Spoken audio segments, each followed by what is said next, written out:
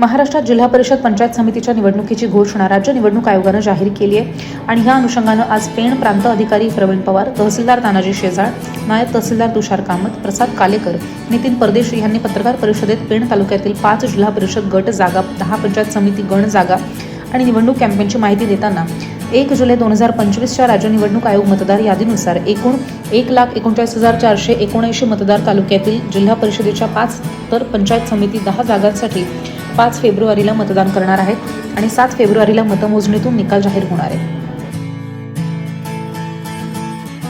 माननीय राज्य निवडणूक आयोग यांचे मार्फत जिल्हा परिषद आणि पंचायत समिती यांच्या सार्वत्रिक निवडणुकांचा कार्यक्रम घोषित करण्यात आलेला आहे आणि या अनुषंगानं पेण तालुक्यातील असणाऱ्या जिल्हा परिषद गट आणि पंचायत समिती निर्वाचक गणांसाठी कार्यक्रम आपण लागू होणार आहे आणि या सार्वत्रिक निवडणूक कार्यक्रमाची अधिसूचना माननीय जिल्हाधिकारी यांचे मार्फत दिनांक 16 जानेवारी रोजी निर्गमित करण्यात येईल आणि त्याच दिवसापासून जे संभाव्य उमेदवार असतील तर त्यांना नामनिर्देशन पत्र भरावयाचे आहेत। ही नामनिर्देशन पत्र भरावयाची प्रक्रिया पूर्णतः ऑफलाईन असणार आहे आणि दिनांक 16 जानेवारी ते 21 जानेवारी या दरम्यान उमेदवार आपले नामनिर्देशन पत्र भरू शकतील। या पेण तालुक्यातील सार्वत्रिक निवडणुकांसाठी नामनिर्देशन पत्र भरण्याचं ठिकाण हे उपविभागीय अधिकारी कार्यालय पेण या ठिकाणी असेल आणि दिनांक 16 जानेवारी ते 21 जानेवारी या दरम्यान नामनिर्देशन पत्र भरली जातील। तदनंतर दिनांक 22 ते 27 जानेवारी या दरम्यान उमेदवारी माघारी घेण्याचा कालावधी असेल।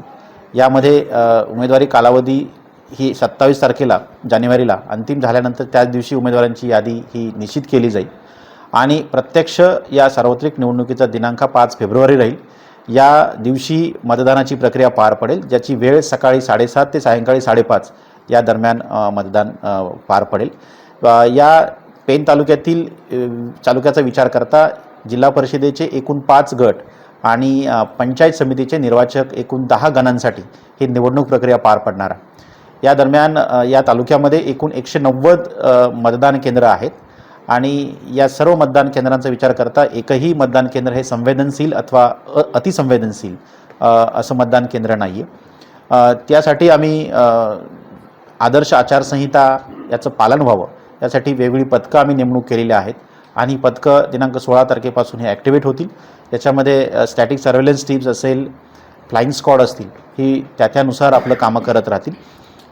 तर एकंदरीतच या सार्वत्रिक निवडणुकाच्या अनुषंगानं स्थानिक प्रशासन आम्ही पूर्ण तयार आहोत आणि त्याची पूर्ण तयारी आमच्या मार्फत झालेली आहे।